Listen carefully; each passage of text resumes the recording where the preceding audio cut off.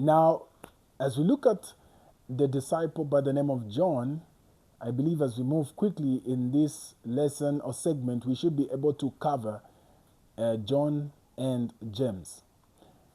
Now, John was a fisherman, as evidenced by Luke chapter 5, verse 10. He was a brother to James, the son of Zebedee.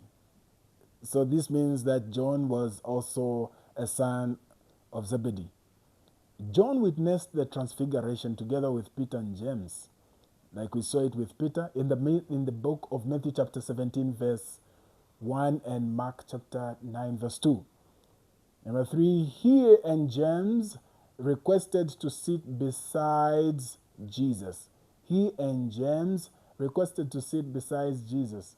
In Mark chapter 10, verse 35 to 37, there's an interesting scenario where they asked whether they should, when in the kingdom of God, they asked one to sit on the right, the other to sit on the left.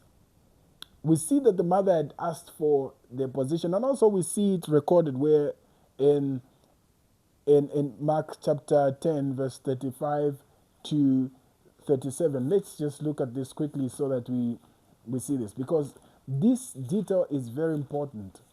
It is very important as we are going to learn something here. Mark chapter 10, verse 35 to 37. Mark 10, verse 35 to 37, the Bible reads, James and John, the sons of Zebedee, approached him and said, Teacher, we want you to do whatever we ask you. What do you want me to do for you? He asked them.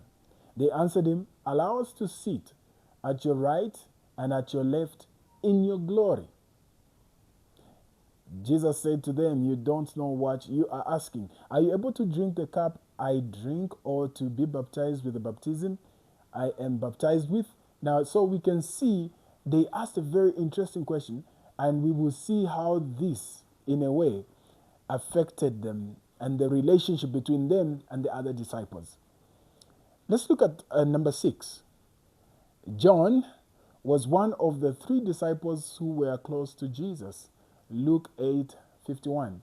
We see that John was among Peter and James, who were taken to the transfiguration and also were taken into a room where Jesus went to raise a child that had slept or died.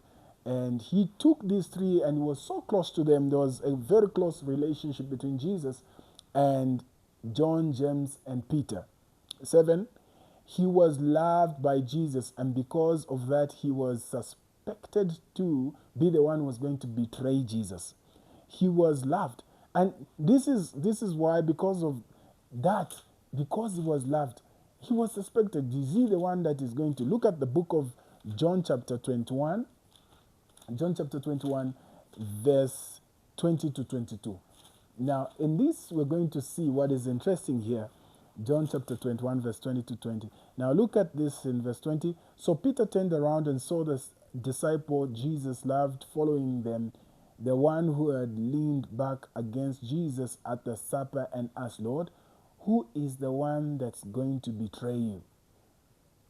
So Peter was, in a way, thinking John was going to betray Peter because he's the one that was loved, and recorded here that he was loved.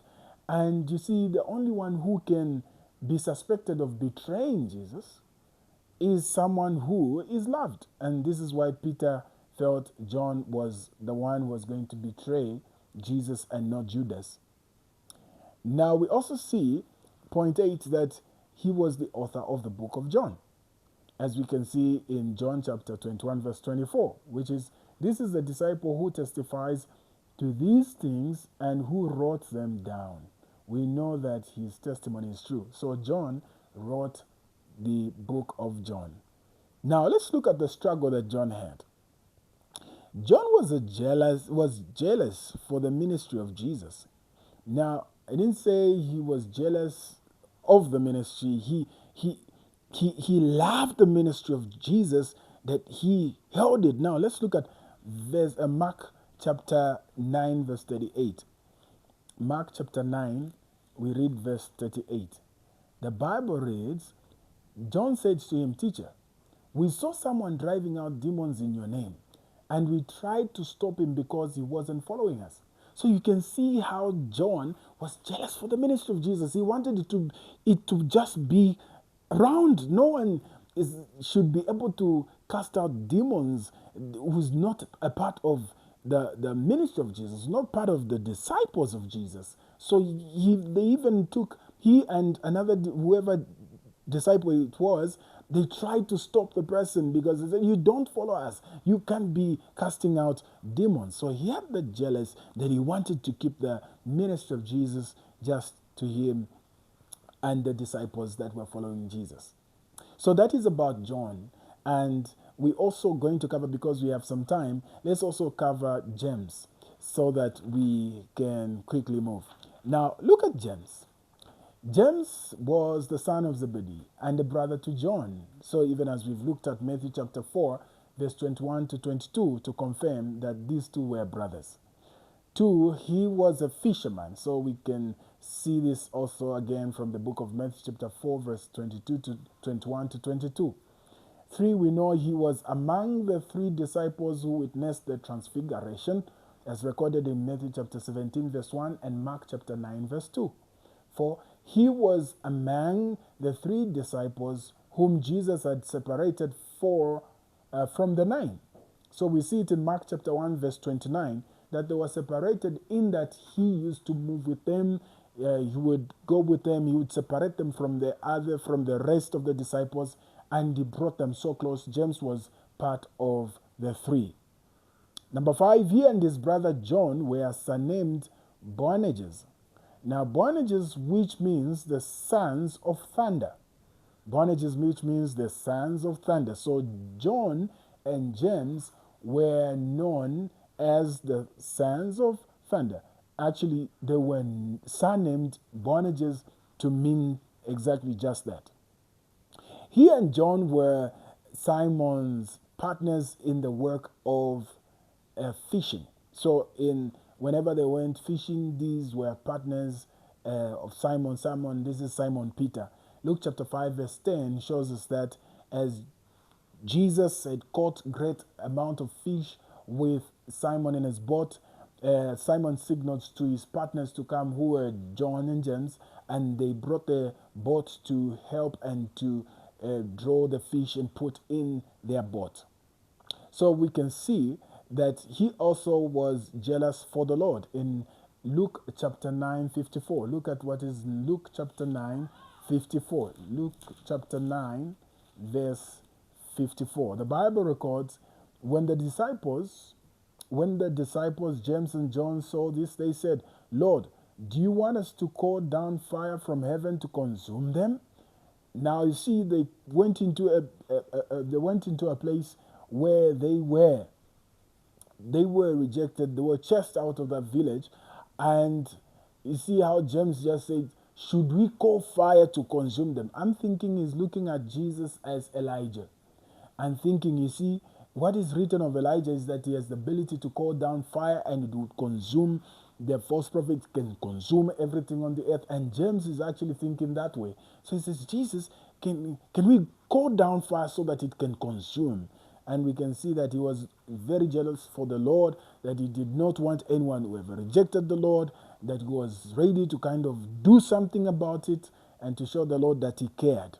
So we can see that during his walk with Jesus, James is recorded to always have been with his brother wherever he went. This is why we see that most portions that we read about James, we actually read about John, because they were always together, intertwined. Because we have some time, let us look at another disciple by the name of Andrew. Andrew was from Bethsaida, as recorded in Matthew chapter 4, verse 18. Andrew was from Bethsaida, and he was Peter's brother. Matthew chapter 4, verse 18. I think it's important for us to just read this. Matthew chapter 4, verse 18. Matthew 4, verse 18. Here we go. Matthew 4, verse 18, the Bible reads, "He answered, it is written," I beg your pardon, Matthew 4, verse 18 reads, as he was walking along the Sea of Galilee, he saw two brothers, Simon, who is called Peter, and his brother Andrew. They were casting a net into the sea, for they were fishermen. So we see that Andrew was also a fisherman. He was Peter's brother. They came from Bethsaida. And Andrew is one, he's the one who brought Peter to Jesus, actually. Andrew is the one who brought Peter to Jesus. John chapter 1, verse 40 to 42 records to show us that. And let's go quickly to John chapter 1. John chapter 1, verse 40. And the Bible reads in verse 40, Andrew, Simon Peter's brother, was one of the two who heard John and followed him. He first found his own brother Simon and told him, "We have found the Messiah," which is translated the Christ. And he brought Simon to Jesus. So we see that Andrew is the one that brought Simon to Jesus, as recorded in the book of John. Number 5, we know that he was a disciple of John the Baptist before he began following Jesus. This is recorded in John chapter 1, verse 35 to 40. So Andrew was first a disciple of John the Baptist before he began to follow Jesus. Let us look at the struggle that he had. Now, we have one recorded struggle, that he wondered how 5 loaves of barley would be enough for the 5,000 men. Now, there was a time that the miracle of the fish and bread was performed, and before it was performed, Jesus had asked his disciples to feed the people. And now Andrew wondered, how is it that we're going to feed these people? Let's go to the book of John chapter 6, verse 8 to 9. John chapter 6, verse 8 to 9, and then we look at this quickly. John chapter 6, verse 8 to 9. The Bible records, one of his disciples, Andrew, Simon Peter's brother, said to him, "There's a boy here who has 5 barley loaves and 2 fish, but what are they for so many?" So he did not actually conceive it in his mind that these 5 barley loaves of bread and 2 fish would be enough for the people. This is just a struggle of his thoughts and thinking. This mathematics is too impossible for such a group as these people that are here present. So this is what we know about Andrew as recorded in the Bible as far as being a disciple of Jesus Christ is concerned. And so join me in the next lesson as we look at other disciples, as we continue to look at other disciples and get to know about them and appreciate their struggles, and also appreciate who they were and how close they were with Jesus, and some of the things, unique things that we can learn about them. God bless you.